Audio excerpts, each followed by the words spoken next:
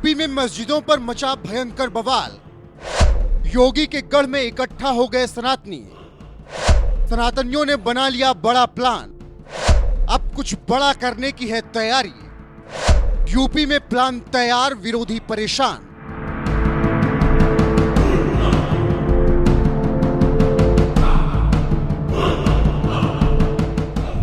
उत्तर प्रदेश में हाल फिलहाल में मस्जिदों का बवाल लगातार जारी है।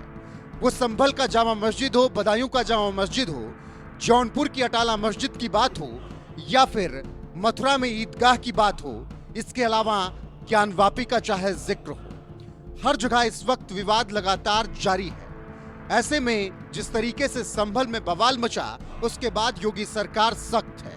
संभल में लगातार खुदाई चल रही है और योगी सरकार का सीधा आदेश है कि संभल में अब कोई भी पत्थरबाजी ना कर पाए और जो भी कानून व्यवस्था से खिलवाड़ करे उसका हिसाब भी कर दिया जाए।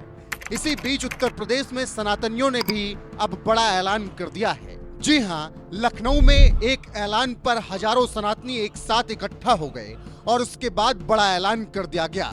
दरअसल लखनऊ में सर्वहित कल्याण सेवा समिति के द्वारा पर्यावरण, गाय और गंगा पर राष्ट्रीय संगोष्ठी का आयोजन किया गया।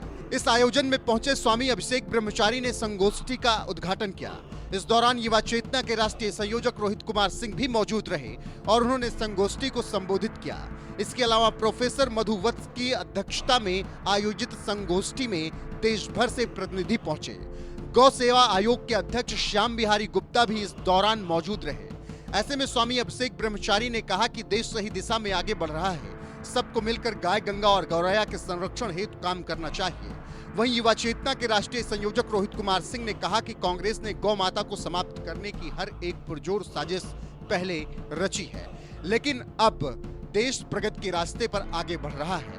यानी लखनऊ में एक साथ इकट्ठा हुए हिंदुओं ने बड़ा ऐलान किया और कांग्रेस पर जमकर हमला बोला। वहीं इस दौरान स्वामी अभिषेक ब्रह्मचारी और रोहित कुमार सिंह ने और क्या कुछ कहा, विस्तार से सुन लीजिए। उत्तर प्रदेश की जो विपक्ष के लोग थे उन्होंने चिल्लाया कि गाय सड़क पर आ गई, क्या हो गई, परंतु गाय जीवित है यह देखने को मिलता है। वेद लक्षणा गौ की रक्षा हेतु जो स्वामी कृपात्री जी महाराज ने प्रयास किया था और जो थीम दिया था, जो सोच दिया था, जो एक संकल्पना जो सबके सामने प्रस्तुत किया था, उसकी परिकल्पना ही हम लोग के जीवन को सार्थक बनाती है। गौ को पुनः स्थापित करने का प्रयास करती है। हम लोगों के वेद आदि के हम लोग अभी मुंबई में थे, शायद त्रिपाठी जी मुंबई में रहते हैं, पता नहीं। हाँ, हम लोग अभी 20 से 20, 21, 22 गिरगांव रोड में एक निमानी बाड़ी में बहुत बड़ा कार्यक्रम किए थे। वहाँ एक हाई कोर्ट में के जज थे, रिटायर हो गए थे, के काटे, जस्टिस के काटे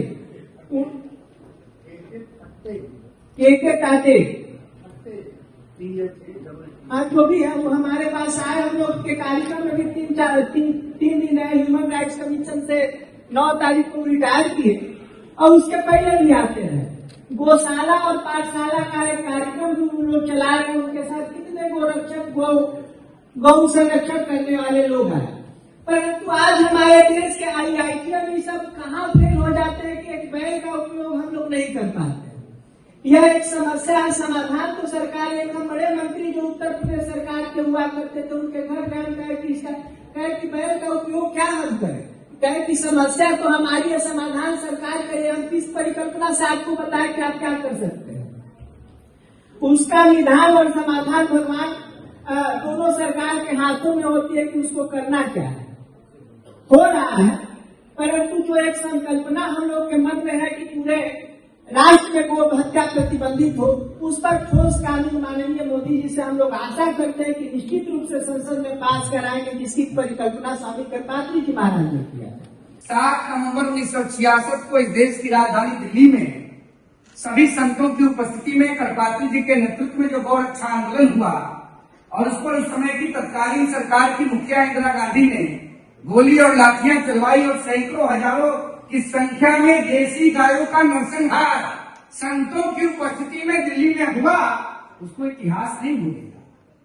मैं धन्यवाद देता हूं देश के यशस्वी प्रधानमंत्री माननीय नरेंद्र मोदी जी का, जिनके सत्ता के इकबाल के कारण कश्मीर से कन्याकुमारी तक आज गौवंश सुरक्षित हो गया है। लेकिन आदरणीय मंत्री जी के मंच से मैं भी इस बात को विनम्रता पूर्वक देश के यशस्वी प्रधानमंत्री जी से निवेदन करूंगा कि आपके हाथ में जगदम्बा का दिया हुआ परम सत्ता है। आप नहीं होते तो 550 सालों की समस्या का समाधान नहीं होता।